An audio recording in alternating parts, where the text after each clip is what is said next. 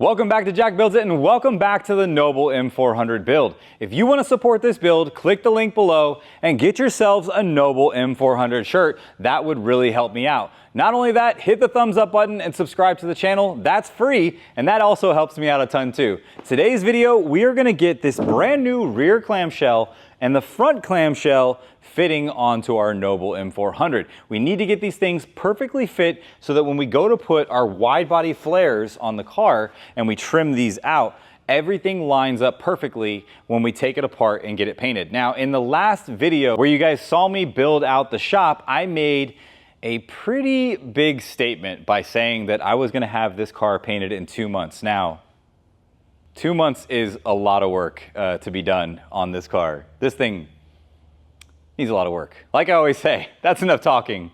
Let's get to work. Now you guys might remember this guy from a previous episode. This is my friend Adam and he's going to be helping me out around the shop lifting heavy things and doing errands and all kinds of other stuff.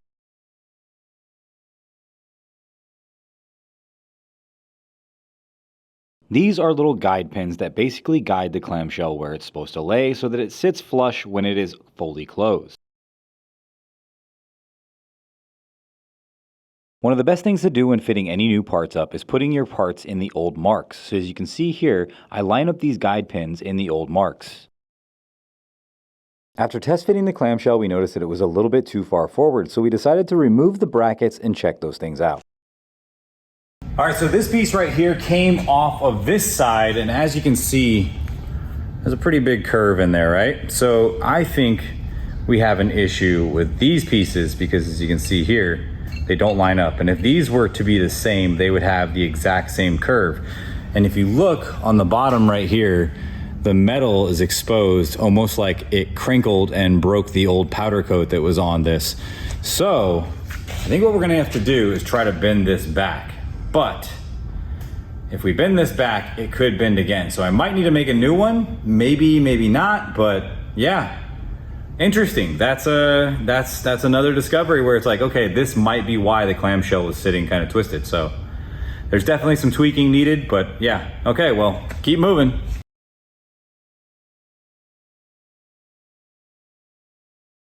After bending this bracket straight, I realized this was only one of the problems. There was a little bit of twist in it as well. Even though we got all of this straight, I ran into some more problems later on, as you're going to see.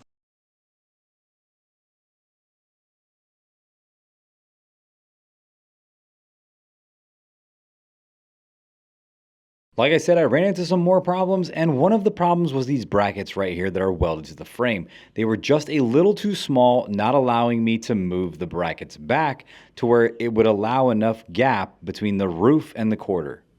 One of the things that I did not see on here is it looks like somebody has taken the clamshell off of this specific car, not this piece, but obviously this specific car, and this is actually hitting. So you see those guys right there, right? That piece is kind of sticking out just enough to where the bolt is hitting on the inside right here. You can see this one's slightly hitting and this one is wailing on it. So it's hitting pretty good right there. We need to reverse those bolts. Once we have those reversed, I think we can fit this thing fully and hopefully everything lines up. We got everything taken care of as far as the bolts. It's time to fit this guy up and see how close it is. I have a feeling gonna be almost on the money from just looking at it from before. Oh yeah, dude, that's so much better. This side looks perfect. It actually lines up really good. It's a little low on this side. So this lines up perfectly. It's a little bit bigger right there, not a big deal. Like I said, that's gonna be shaven off, but you can see the gap here is pretty even all the way across. And if I kind of shove this forward and do that, that's actually perfect. So it'll be minimal body work. So the next step is gonna be getting the Aero catches, which is what I'm gonna use to keep this thing mounted down, and mounting these to this section right here so that it'll be permanently still and not moving. The other side doesn't look as good. Take a look at this. On this side, it is still up right here. So it is kind of like it's twisting, right? So it has a twisting motion on here. But if you look down here, this is the problem still. So that right there shows me that this piece is just a little too big. So I'm gonna shave a little bit off of there and a little bit off of this. And then we're gonna fit it again. And I think we could probably call it good. Put the stopper on there and yeah. All right, let's keep moving. There was a lot of sanding and modification needed to make sure that this was absolutely perfect, but I didn't want to go too far because I did need to mount these things to make sure that when in place it was sitting in the correct position.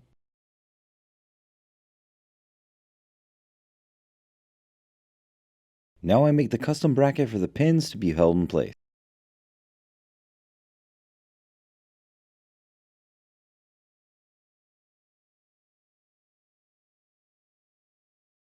Okay, so now I have version 2.0 here set up and ready to go. As you can see, I've made this section a little bit longer. This is shorter because this is going to need to mount a little lower than the previous one because the previous one was basically a tiny little pin. This is actually a very long pin. So what I'm gonna do is I'm gonna set this in place, but I'm also going to go ahead and get some metal and make this bracket. But before I do that, I need to figure out exactly where the Aero catch is going to land. Now, you see this guy right here, this little hole, that's where the piece goes through, and this comes through and connects and catches it.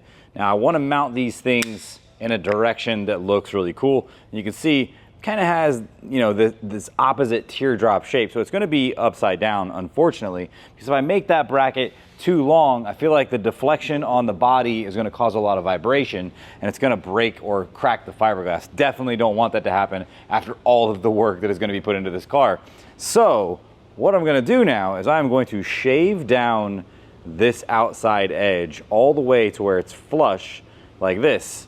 And they send you some tabs to be able to mount this, and I couldn't figure out why, but they're tinier than this. So like the back half of this kind of sticks off, but they send you this mounting bracket right here. So what I can do is I can take this mounting bracket, trace out this piece on the top of the clamshell, like so.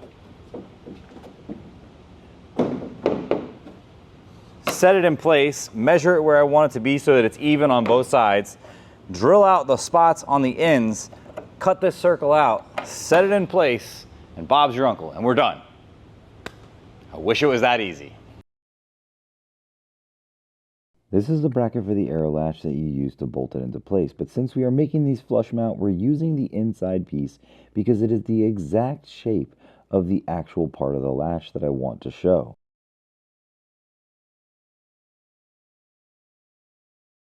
Now I use a razor blade to score the edges of the Aero latch so that I can break free the excess plastic, then I sand it down so it'll fit into place nice and easy.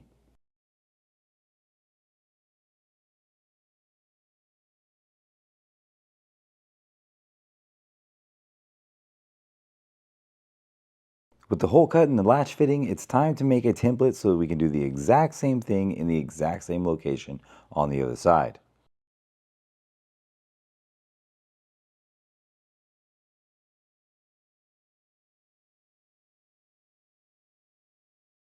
I decided to use a drill for this process because this fiberglass was extremely thick and it would have made a huge mess had I used some type of grinder or cutoff wheel.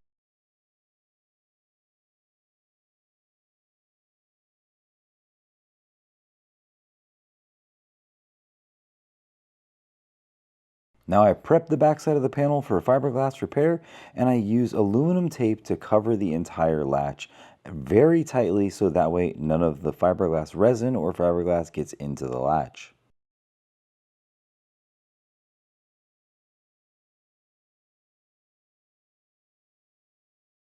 After taping it into place, mixing up some resin, I cut thin layers of fiberglass and applied these to the backside, building a structure for the latch to lay in.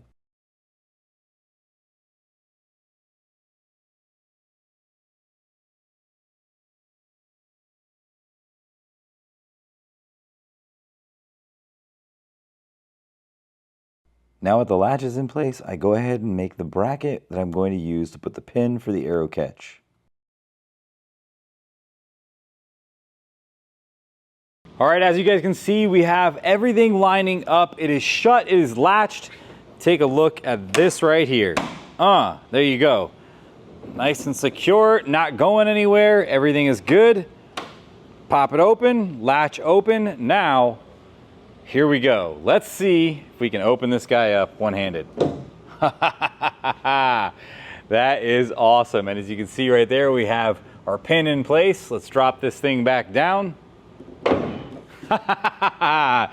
Yes! It's been several weeks. We finally got this thing fitting. Everything looks good. It is in place. Now I will have to do a lot of body work to make the transition smooth. Now what I mean by make the transition smooth is between here and here, there is going to be variances because remember, this was not made for this car. It was a part made to put on this car, but specifically you have to make them fit and align to make them look good. Basically, these cars were all hand built and they were built in a factory where they did the exact same thing that I am doing right now, and they bodyworked the parts together. So the next step is coming over here to the front of the car and getting this thing to line up in the front. But can't do that just yet because right now I have to catch a plane ride over to Alabama where I'm gonna go collaborate with another YouTuber and we are going to build an awesome car in 1 week, I'm told. 1 whole week. All right, let's head over there now.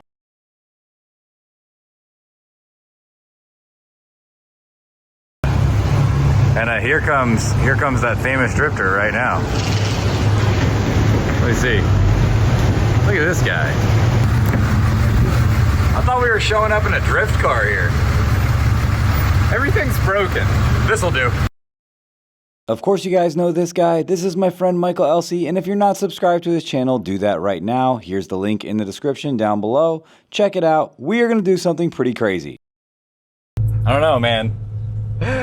It's not, dude, that's not that bad. All right. Is this like a flood car? Dude, hang on. Oh wait, the bumper's hanging off a little bit. You haven't seen it yet. Calm down, Jack. Calm down. It is very hot. It's just as hot as it is in Florida. Minus the beaches. All right, so it's a 2017. I can see something right away. The bumper hanging out? No, the top of the door is poking out about 6 inches off of the car. All right, so quarter panel damage, maybe? Ooh, okay. That's a lot more damage than I thought. So 1 week. 1 week. I mean, we can do this. You told me to buy the car that I want. Yes. And this is the car I wanted. After a solid week of working with Mike, we got a lot done on this car, and you guys are just gonna have to go over to his channel and check that out. Go check the link in the description. But now it was time for me to get back to the shop and get back to work on the Noble. All right, now the next step is getting this front clamshell onto the Noble over there, and what I need to do is I need to make a brace in the inside right there that mounts to the frame. But before I do that, I recently changed my gas over from regular 87 to premium because I was having a code show up on my car. Now it has gone away and I want to make sure that that was the problem because before I used OBD11 to find out whether or not my truck was actually having issues because I had a service engine soon light come on. Now I'm going to go outside and check this thing again because thanks to today's sponsor OBD11 I can find out whether or not this is actually working properly. So right now while this is reading what is going on in the engine, because basically last time we had a code that said it's either bad fuel, a dirty fuel filter, or the car was gonna explode. I think it is dirty fuel because I've switched over now to using a better quality fuel and the code disappeared from my dash. This is going to let me know whether or not that was the problem. So let it read and we'll figure that out. The all-new OBD11.3 is a user-friendly car diagnostic and customization tool for every driver. OBD11.3 is officially licensed by Volkswagen, BMW, Toyota, Lexus, and Ford. And that's a good thing because we're going to be scanning my 2017 Toyota Tundra today. The OBD2 function is perfect for 2008 or newer models, and you can use it to find out basic codes and what's going on with your car as well. With OBD11, advanced diagnostics are available for free. It's easy to use, no cables, and no laptop required. It also has features like live data, manual coding, and adaptations, as well as SFD unlock. Now, as you can see, I've had some issues with low voltage. Now, I believe this is because I've had a battery replaced recently,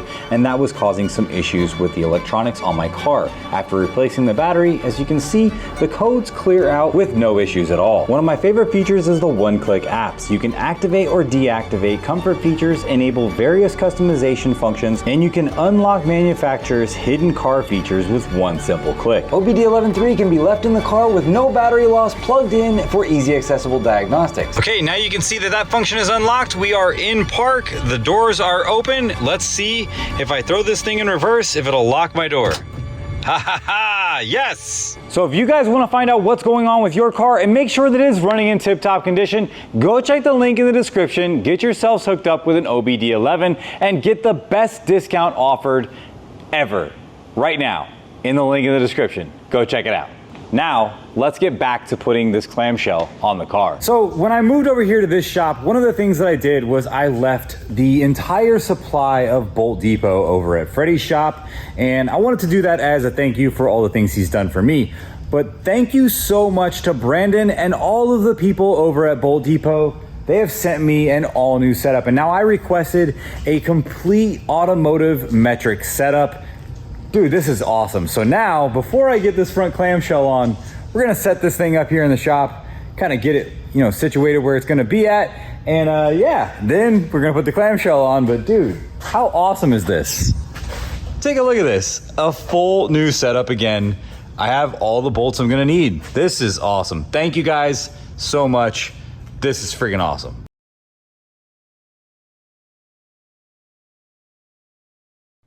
I'd like to give a huge thank you to the guys over at Bolt Depot, Brandon especially. He even texted me when I got this stuff and let me know that it was at my front door.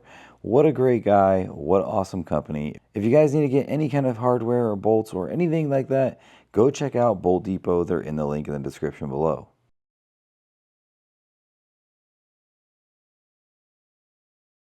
Now I cut out some metal and make some brackets for the front hinge.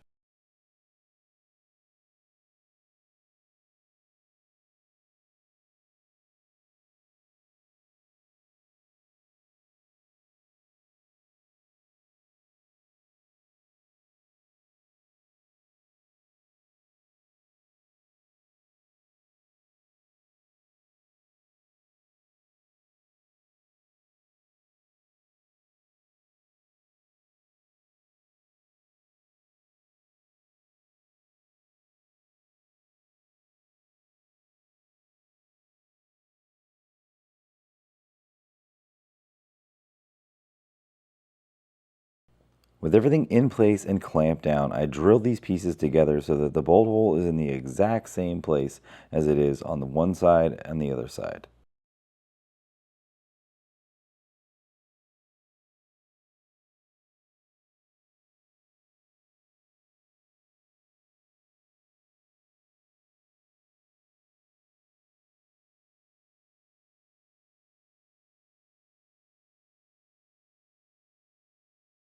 All right, so here's the deal. I decided against making those custom hinges because number one, I want to save money. Number two, I want to save money. And number three, I want to finish this car and I've customized every single piece of this car. So now I think this is something that I can leave the same. It's tried and true. As you can see on this one right here, it is pretty much the same. Now, what I am going to have to do is build a little bit of a bridge off of this piece here, because this piece is actually a little bit shorter now because the front of the clamshell is a tiny bit longer and it actually slopes outward in a rounding motion, whereas this one over here you can see is a lot straighter. It's in a lot flatter position. That is the top part right there where it meets the front. So basically this is the back side of it and the front is laying on the ground. You can see it's nice and tight. Now, what I have done here though, and I am contemplating doing, is I'm going to put these washers right here and give them a tack. Now I have the bolt perfectly through here so that the only amount of space that is able to go through is actually this bolt size right here. It fits just through perfectly, so it's not going to pivot or turn or move around.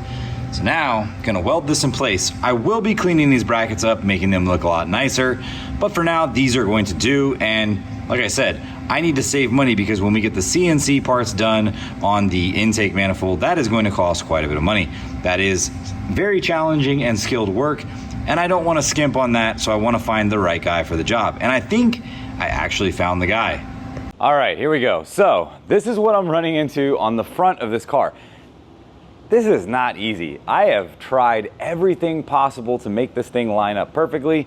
and I'm running into the same exact problem every single time. Now, I have this pretty close. If I had to call it, I would say it's within 1/4 of an inch, maybe 1/8 of an inch. But if you look over here on this side, as I'll show you right now on screen, this side actually flares out a little bit more than this side over here. And what I'm finding out about that is there is possibly some tweak, some bending, some flex or something like that going on right in this area. Now, the front of this is kind of weak and it does jostle around and move, and what makes this thing stay in place and sit pretty on the car is the actual fenders. There's just some basic notches just like there is in the back, and that's what keeps this thing from moving up and down and twisting all around. Now, I got my tape measure out, and I'm gonna measure from the rocker right here to the front of this. Right now, with the tape measure pushed all the way in place, we are at 28 1/4 even. Over here on this side, from the bottom of the rocker to right here, we're at 28. So there's a 1/4 of an inch difference between this side and this side, distance-wise, in the wheel well. I believe that to be because of this piece right here flaring out more than this side over there. Now, to solve that, I am going to have to tuck this in. I might possibly have to heat it up. I'm not quite sure yet. I'm gonna try both of them and see if they work. But until I get that straight, I'm not really gonna know exactly where this thing needs to sit unless I just go based off of the fenders. Now, the fenders, like we said before, were modified on this side as well as the pillar. So there could be forward distances needing to move forward or back in that, and that could be our difference. The good thing is, guys, this is a kit car, and as long as I can cut it and make it fit right again, it'll be okay. So I'm gonna do that. That's gonna be the decision that I make on this one, because as I look at the car, everything lines up pretty straight with the rest of the car. If I get down low, the hood looks nice and even across there as it comes across here. Also on the front right here, it looks nice and even. Lining it up with the bars on the inside, everything looks nice and even.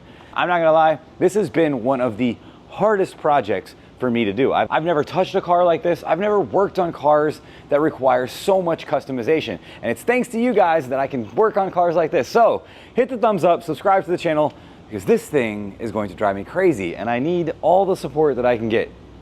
Back to work. Now I use a cutoff wheel and I actually put the shop vac right next to it, which was able to suck up most of the fiberglass dust. It's a pretty cool trick. I saw somebody comment this one time before and I wanted to try it out. It actually works really good.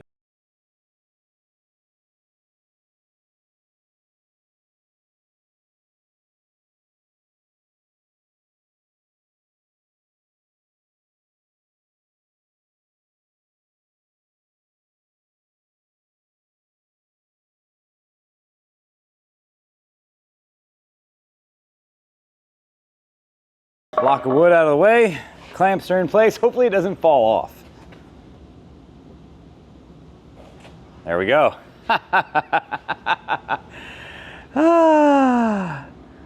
This is pretty awesome, but honestly, guys, there's still a long way to go. All right, let's get this thing bolted into place. We're definitely gonna have to make some brackets to glue the front to keep it from wobbling like that so much, but there's a little bit of sag in it, so it's gonna dip on the corners. If I lift it up, you can tell it's definitely got some more room to move up. Yeah, there we go. Really, not that bad. I'm pretty happy with that. All right, so gaps here, about the same. This one's still flared out a little bit. Like I said, that side is a little bit flared out, but overall, I'm pretty happy with this. Overall, this is pretty freaking epic, guys. Both clamshells are opening and closing right now. We have the back latching. There's still a lot of little things that we need to button up. Now, in this episode, I wanted to show you guys what it takes to actually get this car fitting and lining up so that you could get an idea of how difficult this actually is. Now, I have never done anything like this. I've never worked with clamshells. I've never worked with anything that is completely fiberglass with no interior structure to the panels.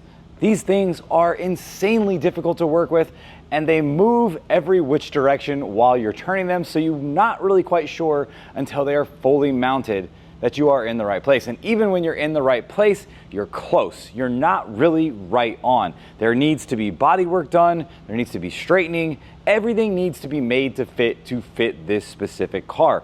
Now that we have these things opening and closing, I'm gonna go ahead off camera and finish up the Aero latches on the front. I'm going to be mounting the wiper and showing you guys exactly where that goes. We are going to finish the AC system, get that all plumbed up and ready to go into the car. We have the wiring harness coming back into the car here very soon. Eric will be here working on the top part of the engine harness, as well as a few other little things here. One of the things I wanted to talk about though was the exhaust and turbo setup on this car. Now, we are not going to run the old headers because the old headers are known to have issues. They are known to have cracks, and I have found cracks on these specific ones right here. So what we are going to do is we're going to take these things and we're going to basically make a brand new setup. We're going to do a single turbo out of the back. We're going to run a brand new intercooler setup right here. There's so many things happening, guys. It's insane. I've already done a bunch of work on the Supra off camera. We've put up so much more stuff in the shop. As you can see, we have even more brands coming on board to help us out. We have CP, King bearings. Nuke has been here for a while when we put the air jacks on. We just got Bolt Depot over here in the corner. We got EASTWOOD supplying us with even more stuff. It is insane that we have so much going on here in the shop. I don't know how to tell you guys this, but I'm a little worn out. And in 1 month, we have done major progress on everything here in the shop. It doesn't look like major progress because projects like this take a very long time. Now, in the next episode on this car, we will be doing massive amounts of body work. We're going to finish the doors, finish the mirrors, going to customize those mirrors because I like them, but I think we can make them better, right? We're going to finish up everything and have this car in bodywork, and hopefully by the end of that episode in primer. And by the next time you see this car, I think we should have this thing in paint. Fingers crossed that works because we have 95 days left until SEMA now, and I am burning the midnight oil. I am tired. It has been a very long month. Setting up a shop is a lot more than I expected. If you haven't seen what the new shop looks like on the office side, go check that out on the second channel. We got some pretty cool stuff coming up over there. We've also went and visited a pro drifter to sell him some parts off of the Supra that I wasn't using. Guys, it's been an insanely busy month. Thank you guys so much for watching. Thank you for support. Hit that thumbs up button, subscribe to the channel, and I'll see you guys in the next one. Peace.